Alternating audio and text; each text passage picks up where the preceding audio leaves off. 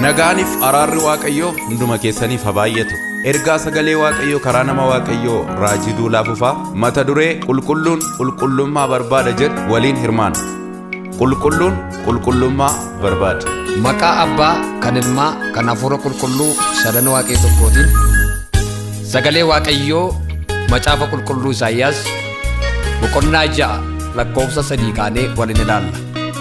Inni sagalee Waaqayyoo kun akkas jedha: walitti lallabanii qulqulluu qulqulluu qulqulluudha Waaqayyo Gooftaan machaa, guutummaan lafaas ulfina isaatiin guutuudha hin jedhu turan jedha.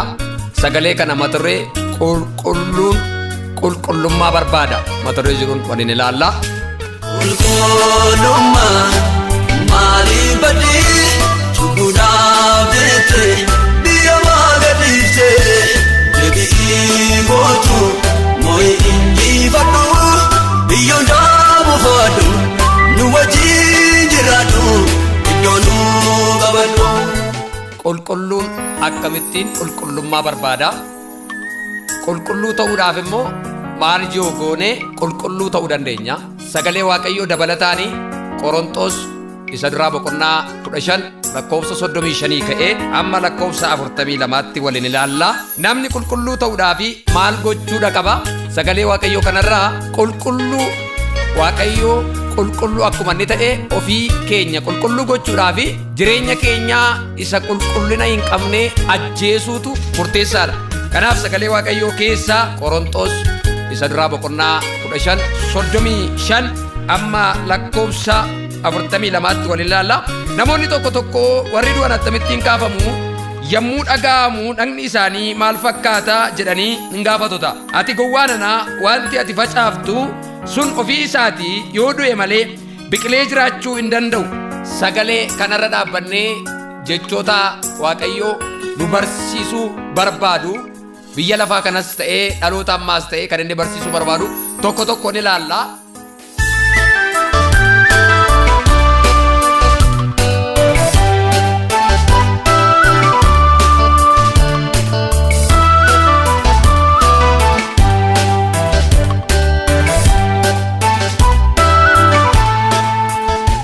Qulqullummaan eessaa badee? Qulqullummaan eessa jira? Namni yoo qulqulluu ta'uu barbaade Waaqa qulqulluu kana qabatee wajjin deemuudhaaf isa jalqabaa dhagna qulqullummaa hin qabne ajjeesuu qaba. Dhagni qulqullummaa hin qabne kan ejja hawwii alalummaa garaagaraa ofirraa hin fageessine alalummaa fi ejja hawwii fedha garaagaraa keessaa du'ee ba'uun dirqama isaati. Du'ee ba'uudhaaf tokko mana qulqullummaa Waaqayyoo isa jalqabaa dhagna ofii, garaa ofii, jireenya ofii, keessa ofii, sammuu ofii qulqulleessuun hin barbaachisa. Sammuu ofii qulqulleessuudhaaf jireenya ofii kanaa isa cubbuu hojjetu hundumaarraa walaba ba'anii duun barbaachisa. Duu inni jedhamu biyya lafaarraa hadda ba'u jechuudha yookaan biyya lafaa keessaa walabummaa ba'u jechuudha. Mana qulqullummaa yeroo ammaa kana kan macheesse yookaan mataa mana qulqullummaatiif dhukkubii gadheen waa sadiidha. Innis ejjadha, sobadha, hannadha. Har'a mana qulqullummaa keessaa isa jalqabaa jireenya ofii qulqulleessuu, isa lammaffaa mana qulqullummaa Waaqayyoo qulqulleessuun murteessaadha. Kanaaf iyyuu yeroo ammaa manni qulqullummaa Waaqayyoo biyya lafaarra kaa'ee ejjaan kan manca'ee fi sobaan kan manca'ee fi hannaan kan manca'edha. Hanna kana, soba kana, ejja kana balleessuudhaaf nuyi ijoolleen Waaqayyoo, nuyi dhaloonni kakuu haaraa namni kamiyyuu lafa jirutti qulqullaa'utu murteessaadha. Waaqayyoo kan nurraa barbaadu jireenyadha. Jireenya hin qabnu yoo ta'e mootummaa Waaqayyoo keessaa qooda hin qabnu. Waa sadii mana qulqullummaa akka balleessu, waa sadii immoo biyya balleessaa jira. Tokko inni waa sadii biyya diigu yookaan biyya balleessu teknooloojii jaarsa hin qabne dhukkuba dargaggootaati. Lammaffaa infoormeeshinii dhugaa hin qabne dhukkuba haqaati. Sadaffaa tiraansfoormeeshinii dhugaa hin qabne yeroo hin qabne dhukkuba biyyaati. Yeroo ofii keenyaa duune malee keessa keenyaan jiraachuu hin dandeenye. Keessi keenya akka jiraatuuf, keessi keenya akka qulqullaa'uuf nagna cubbuu ajjeesuun dirqamadha. Qulqullummaa barbaada. Qulqulluun qulqullummaa ergaa barbaade. Qulqulluun eenyudha? Qulqulluun Yesuusidha. Yesus ergaa qulqulluu ta'ee qulqullummaa nurraa barbaada. Hojii qulqulluu nurraa barbaada. Jireenya qulqulluu nurraa barbaada. Dubbii qulqulluu nurraa barbaada. Adeemsa qulqulluu nurraa barbaada. Biyya lafaa kanarratti yeroo ammaa kana waldaa amantaa kan diigaa jiru jireenya qulqulluu hin taanedha. Ejji miilla qabaa, mataa qabaa, somni mataa qabaa, miilla qabaa. Waan lafa fagoo hin deemnetu mana amantaa diigaa jira. Maqaa mana amantaa molqee irraa kaasaa jira.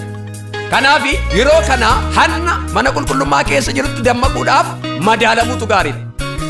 Madaalliin keenya Kiristoosidha. Nummoo madaalamaadha. Jireenya keenya madaalu, tajaajila keenya madaalu, dubbannaa keenya madaalu, raajummaa keenya madaalutu murteessaadha. Yeroo ammaa kana raajummaan informeeshiniidhaan, tajaajilli informeeshiniidhaan, utuu hojiidhaan hin guddatiin maqaadhaan guddanna. Maqaan guddachuun keenya teellaatti nu deebisa, booddeetti nu ittisa. Guddina keenyaaf gufuu cimaadha. Maqaan guddachuurra mataadhaan guddachuutu gaariidha. Kanaaf Kiristoos keessa yoo jiraanne gonfootu jira, ulfinatu jira.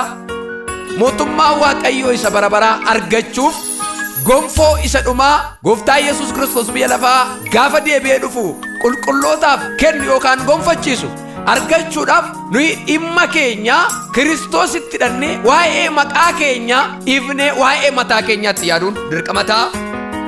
Gara duraatti fuunee deemuudhaaf dhaloota kanaa maal gochuutu nu barbaachisa? Dubbii sagalee Waaqayyoo irratti xiyyeeffachuutu murteessaadha. Dubbii sagalee Waaqayyoo irratti gaafa xiyyeeffannu dhaloota kufee lafaa kaasu, dhaloota booddee keenya jiru gara duraatti adeemsisuudhaaf gadi bu'uu yookaan dubbii bilchaataadhaan bilchaachuutu murteessaadha. Biyya keenyaaf kana booda wanta sadiitu eegama. Tokko qulqullaa'uudha, lama gadi bu'uudha, sadii godaa ka'uudha. Dirqama qulqullaa'uun nu barbaachisa, gadi bu'uun nu barbaachisa, godaa ka'uun nu barbaachisa. Kana hundumasaa qabiyyee godhannee yoo itti hojjenna ta'e galma barbaannee ni geenya. Namni utuu harka isaa hin qulleessin maaddiitti hin taa'u. Sababiin isaa maaddiin sagalee Waaqayyoo irraa maaddii irra hin jiraadha. Gooftaa Yesuus gaafa dubbatu anatu maaddii irra jira. Yeroo badaa machooftuun gaafa machooftee galtu maaddii irra hin teessu. Machooftuun gaafa galgala galtu ifa hin barbaaddu. Ifa jalaa ija ishee qabatti. Ifa jalaa miliquu barbaaddi. Ifni Yesuus waan ta'eef maaddii irra hin jiraadha Yesuus. Kanaaf machooftuun maaddii irra hin teessu. Ifa ilaaluu hin dandeessu. Kanaaf yeroo badaa harki keenya, nagni keenya, lubbuun keenya, jireenyi keenya Kiristoosiidhaaf qulqullaa'uun barbaachisaadha. Yoo hin qulqulloofne ta'e jireenya wajjin wal argina, jireenya wajjin walitti baana, kakuu keenya bira ga'uu hin dandeenya. Manaa ka'uun murteessaadha. Utuu manaan ka'iin galma hin ga'amu. Jalqaba namni gaafa manaa ba'u koppii cimaadhaan manaa ba'a. Sababiin isaa karaa inni deemutu fagoodha. Biyya fagoo deema. Sagalee Waaqayyoo gaafa naqannu akkuma Eliyaasiidhaan ka'ii nyaadhu guyyaa 40 halkan 40 karaa biyya fagoo geessu si dura jira. Ka'ii nyaadhu, ka'ii nyaadhu. Sagalee Waaqayyoo arra ka'ii nyaadhu nuun jechaara. Biyya fagoodhanna waan ta'eef iddoo fagootu nu eegaa jira. Hojii fagootu nu eegaa jira. Karoora fagootu nu eegaa jira. Kanaaf mana keenya keessatti waan sirreeffachuu qabnu sirreeffannee karaa isa dura keenyaa kana itti fufnee deemuudhaaf Waaqayyoo nu gargaara.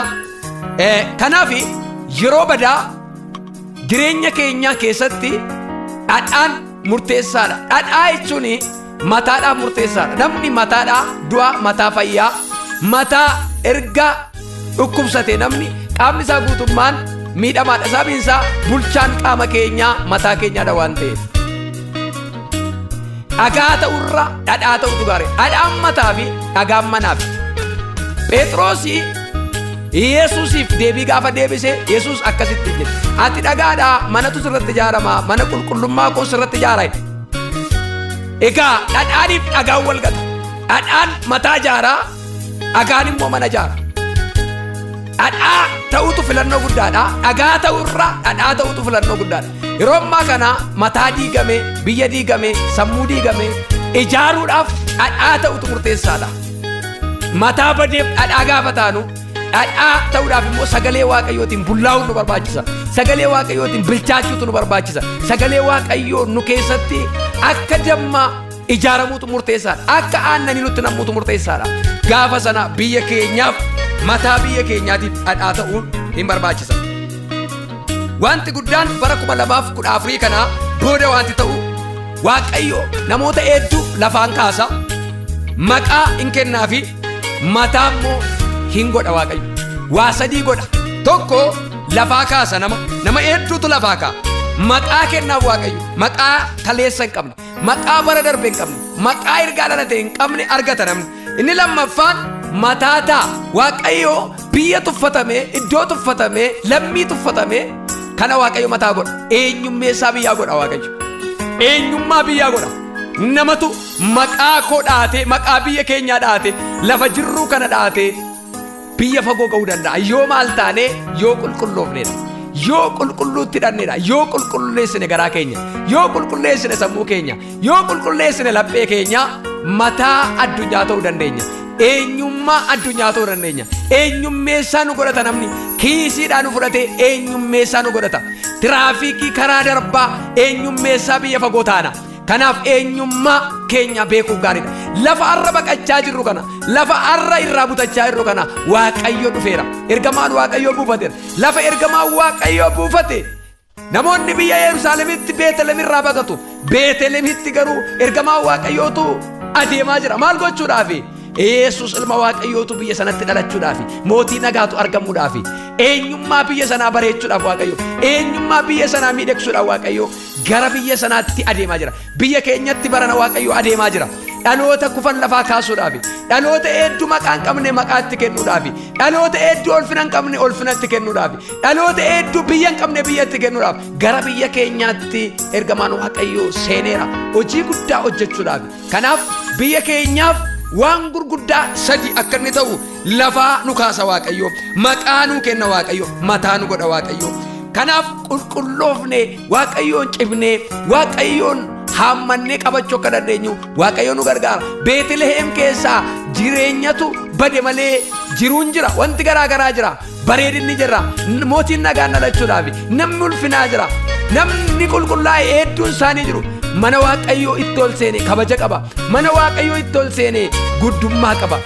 Kanaaf qulqulloofnee ulfina Waaqayyoo akka eeggannu Waaqayyo nu haa gargaaru.